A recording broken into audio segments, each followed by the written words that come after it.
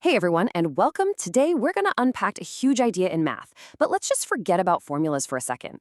Instead, just look at this graph. Seriously, this isn't just a bunch of lines and numbers. It's actually telling a super dramatic story. A story about fortunes being made and completely lost. So let's dive in and see how a simple line can capture so much drama. All right, so our story kicks off in the late 20th century during this incredible, kind of crazy period of change that we now call the dot-com bubble. This whole era was really defined by one thing, the explosion of the internet. And as you can imagine, that sent massive shockwaves through the stock market, creating this wild rise and fall that we're about to explore.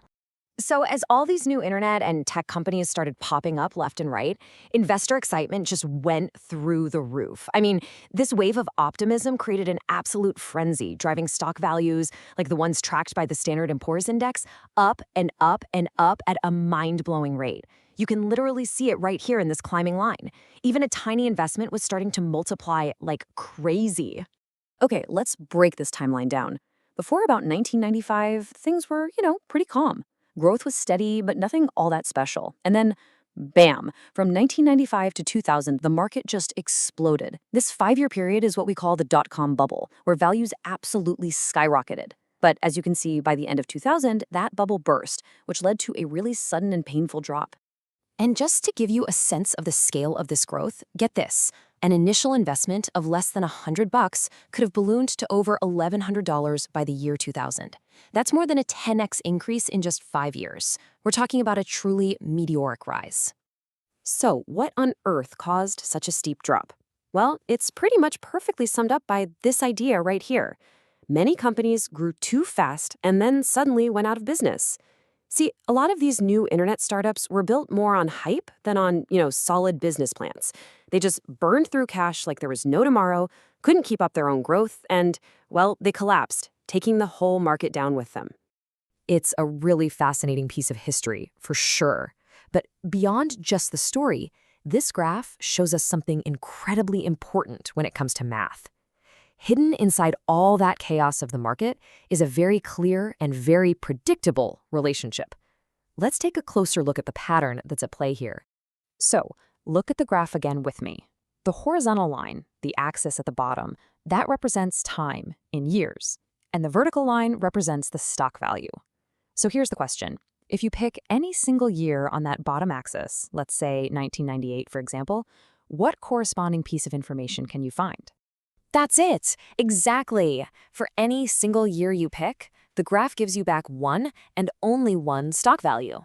Think about it. It's impossible for the year 1998 to have two different stock market averages at the same time, right? This reliable one-to-one relationship, this is the crucial pattern we've been looking for. And you know what? This kind of predictable one-to-one relationship, it's not just some random coincidence. It's actually one of the most fundamental, most important concepts in all of mathematics. It's so important, in fact, that it gets its own special name. Let's find out what we call it. And there it is. We call this relationship a function. That's all it is.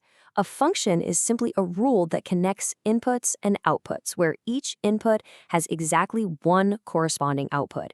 In our dot-com story, the year was our input and the stock value was the output. It's a perfect real-world example of a function in action. This slide just lays it out crystal clear for us. Our input is the year. It goes through the rule of whatever the stock market was doing at the time, and the output is a single specific stock value. One input leads to one output.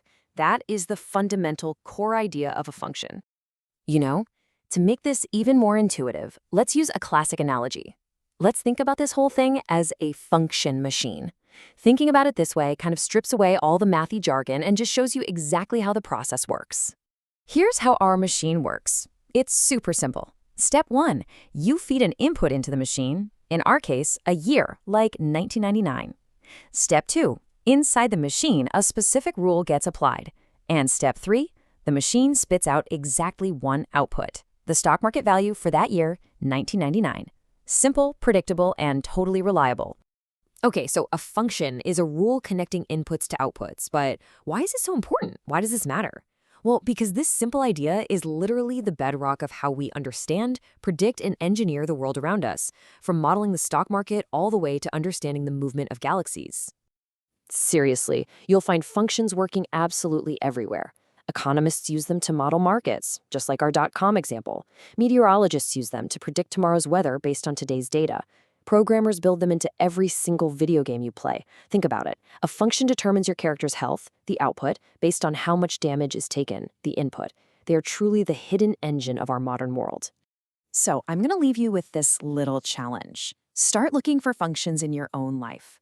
What's a real-world machine that you interact with every day where one input always gives you one predictable output? I mean, it could be as simple as flipping a light switch. Once you start noticing these patterns, you'll realize that, hey, you've